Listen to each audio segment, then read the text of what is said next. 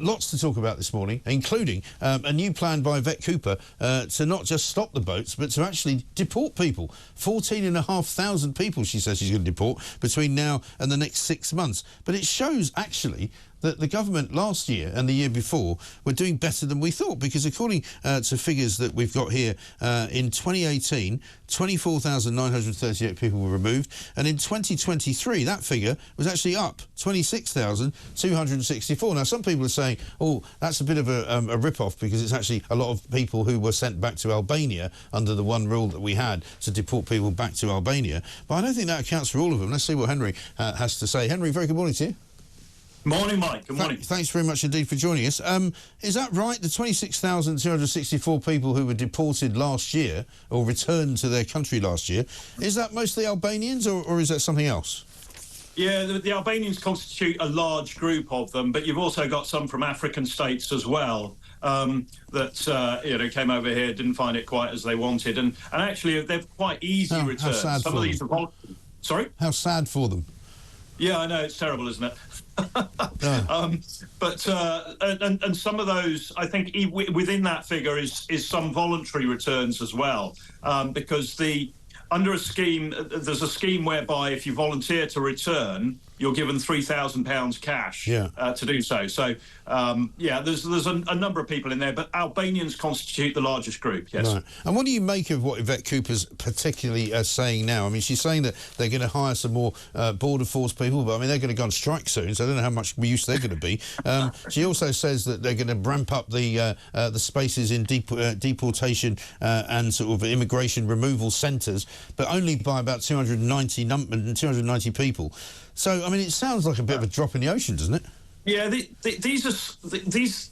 impact these measures will have are going to be negligible. I mean, they're good. I mean, reopening the two removal centres that she's talking about, one in Oxfordshire and one in Hampshire, what that does is it enables, when you detain somebody prior to enforced removal, you need a secure place to put them without taking up police cells and so on. You need then to be able to, if a flight is delayed by 24 hours or something like that, you need to be able to house those people, keep control of them during that period. There are all a number of reasons why you need that sort of, that fairly small accommodation facility.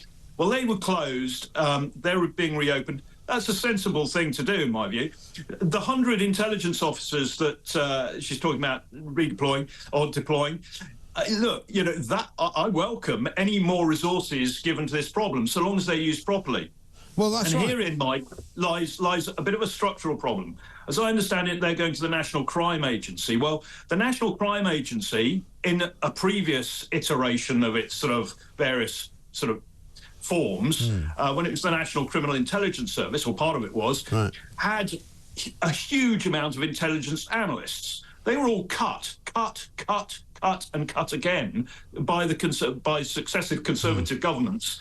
And this is a small drop in the ocean in terms of making up for those cuts. The second thing is deploying intelligence officers to countries in the European Union isn't going to do a great deal of good. All they're going to do, they're going to exchange information that can already be exchanged.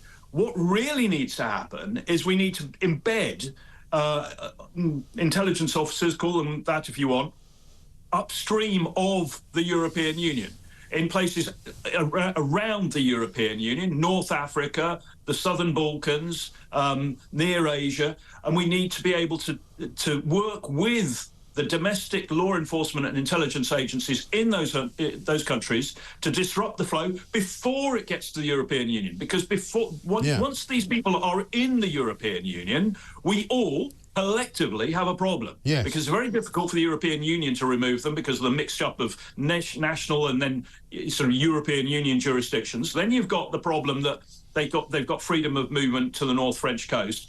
They're going to come anyway. Yeah. It's too late at that point. So we need to work with European partners, particularly the French, the Italians, the Greeks, people who've got these sort of problems, and say, right, let's disrupt this before these people even get here. Yeah, but that's going to be. There are thousands of people arriving in Lampedusa every single day in Italy, which is that little island just south of Sicily. And unfortunately, they're going to keep coming to Europe. I don't think we can stop them coming to Europe because it's so close to parts of North Africa. But what we surely have to do, Henry, is to make England and Britain a less attractive proposition.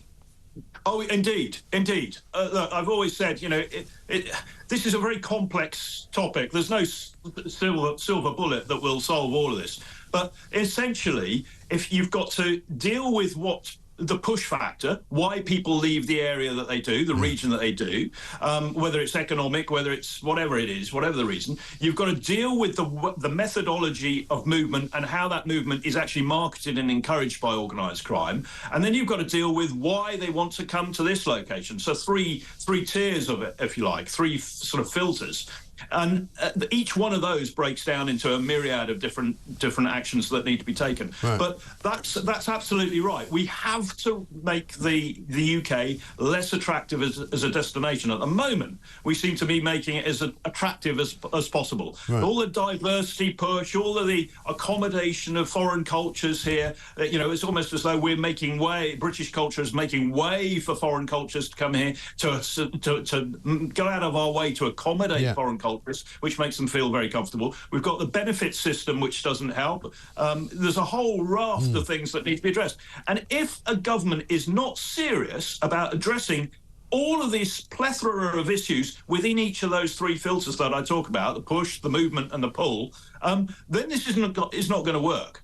No, it really isn't. And I mean, one of the stories we're talking about this morning, which is not quite in the same vein, but partly is, in a way, all related, because it shows you how useless this government is. I've just discovered, and I don't know if you knew this, that bloody Ravn Karajic, the Serbian war criminal, is doing his time in a prison on the Isle of Wight. I mean, I've got no idea why, but apparently Dominic Raab agreed it with the United Nations. He was found guilty in The Hague for crimes that he committed in Bosnia. What the hell's he doing here? Yeah, I do know about this, Mike. In fact, I was part of the whole process to try and track him down back in the 1990s when I was with the military intelligence. Right. The way it works, just to clarify, is these people go to The Hague and then they are signatories to the convention that formed the internet, in this case, the International Criminal Tribunal for the former Yugoslavia, and we were one of those, agree to provide, because the Hague doesn't have its own long-term detention facilities. So the signatories to the convention actually sort of say, OK, well, we'll take this person and somebody else takes another person. So that's kind of how it works, because we wouldn't send him back to Serbia or Belgrade, where some people regard him as a hero. No, sure, I get that. But, I mean, there's a lot of countries in Europe, and there's a lot of signatories to the International Criminal Court. But, you know, Muggins here, we get to take him. Great. And now he's suing us because he can't get a computer in his room, in his cell. That I didn't know. That I didn't know, Mike. I mean, this is where we go horribly wrong. Yeah. I mean, you know, the Rwanda's gone. I mean, Rwanda, I was never a big fan of Rwanda, but at least Rwanda provided us with a means or somewhere to send people. Well, yeah, indeed. But send him to a Rwandan jail. I mean, we paid about 600 million quid to Rwanda. At least they could do is take Ravn Karajic off our hands. Anyway, listen, Henry, got to run. Thank you, very good to talk to you. Henry Bolton, ABE, International Border Control expert there.